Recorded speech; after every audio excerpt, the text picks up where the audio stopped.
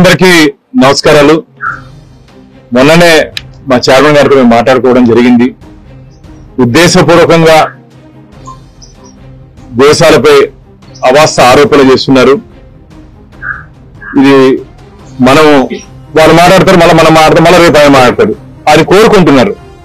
రోజు మీడియాలో కనపడాలి, రోజు టీవీలో కనపడాలి, ఏదో ఒక అవాస్తవాలు తీసుకురావాలని చెప్పి ఒక దురుద్దేశంతో వారు ఒక సీక్రెట్ అజెండాని టీటీడీలో ధార్మిక సంస్థపై తీసుకుని వచ్చారు. కాబట్టి మేము మొన్ననే చైర్మన్ గారితో మాట్లాడినాం.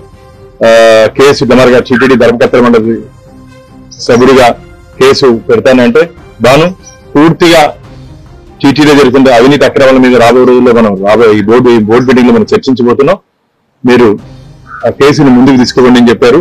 నిన్న చూసా నేనేదో స్వామి సుబ్రహ్మణ్య స్వామి గారు ఇంకో కేసు వేస్తారంట.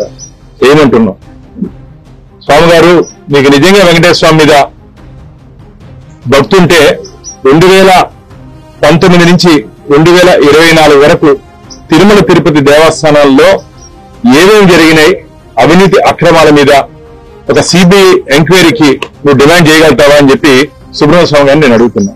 నీకు ధైర్యం ఉందా?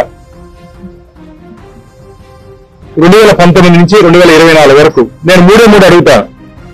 పరకామణిలో 100 కోట్ల రూపాయలు విదేశీ కరెన్సీని దొంగలిస్తే చెట్టు కింద పంచాయతీ చేసి లోకావతిలో పంచాయతీ చేశారు. మీరు దేశంలోనే ప్రముఖ న్యాయవాది. అది సమతమా? దానికి మీరు అంగీకరిస్తారా? చెప్పండి. చెట్టు కింద పంచాయతీలకి మీరు ఇంత పెద్ద అడ్వకేటు, మీరే ఒక పిల్లి ద్వారా దాన్ని జరిగిన అన్యాయాన్ని బయటపెట్టాలని చేస్తా అంటే 100 కోట్ల అవినీతిని చెట్టు కింద పంచాయతీ చేసినట్టు లోకావతిలో కాంప్రమైజ్ చేసుకునేది సమతమా? స్వామి గారు, ఇది కూడా మీరు మాట్లాడండి. అలాగే తులాభారం, స్వామివారి తులాభారంలో కూడా కోట్ల రూపాయలు దారి మళ్లించేశారు.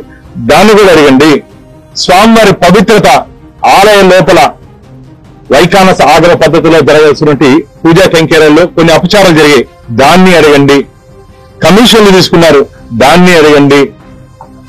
దొడ్డిగారిలో నాకు నిన్ననే వచ్చిన ఒక ఇన్ఫర్మేషన్, బాను ఇది కాదు ఇంకా పెద్ద కుంభకోణం ఉంది, 2-3 రోజుల్లో రిపోర్ట్ ఇస్తారని చెప్పారు. ఇప్పుడు ఒక్కొక్కరు ధైర్యంగా ముందుకు వస్తున్నారు. గతంలో అధికారం ఉంది కదా, వచ్చి ఏదైనా చెప్తే దాడి చేస్తారని చెప్పి భయపడుతున్నారు. ఎవరు భయపడాల్సిన అవసరం లేదు. మా ఎన్డీఏ కూటమి మీకు అండగా ఉంటుంది. జరిగినటువంటి